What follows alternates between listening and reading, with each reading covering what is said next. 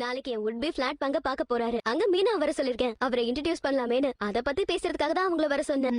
நல்லா இருக்குடி. நான் உன் ஃப்ரெண்டு என்ன கூப்பிடல, ஆனா அந்த மீனாவை கூப்பிட்டு இங்க பாரு, நீ என்னோட பெஸ்ட் ஃப்ரெண்ட் தான். ஆனா மீனா என்னோட லவ் குரு. அதனாலதான் ஃபர்ஸ்ட் நான் அவங்கள கூட்டிட்டு போறேன். அப்புறம் நீ என் வீட்டு பொண்ணு மாதிரி உன்னை நான் எப்ப வேணாலும் கூட்டிட்டு போலாம். நீ கடைசி வரைக்கும் என் கூட தானே சுத்திட்டு இருக்க போற. சும்மா சமாளிக்காத. சரி, அப்படி உனக்கு ஒரு மாதிரி இருந்துச்சுன்னா நீயும் நாளைக்கு கிளம்பி வா. மீனா உன்னை கூட்டிட்டு வரதா சொன்னாங்க. நான் தான் வேண்டான்னு சொன்னேன். சரி, நீ தனியா வந்தா நம்ம 2 பேரும் ஜாலியா டைம் ஸ்பெண்ட் பண்ணலான்னு பார்த்தேன். நீயும் மீனா கூட வந்தா எங்க ஃபீல் பண்ணுவியோன்னு நினைச்சுதான் நான் வேண்டான்னு சொன்னேன். சரி, நீயும் வேணா வா. இல்ல நான் வரல. நீ என்ன மீனாவையே கூட்டிட்டு போயிட்டு வா. நானே 1008 கடுப்புல இருக்கேன். சரி, என்ன சாப்பிடுற? அதெல்லாம் ஒண்ணு வேண்டாம். வீட்ல இருக்கவே எனக்கு வெறுப்பா இருக்கு. அந்த பொம்பளை வேற தேவையில்லாம என்னென்னமோ பண்ணிட்டு இருக்க. என்னடி சொல்ற?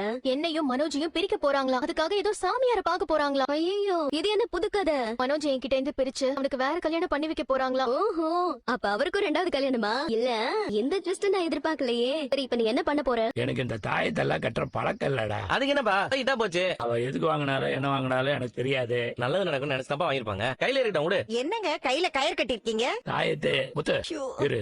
ஏன் இவ்வளவு பதட்டம்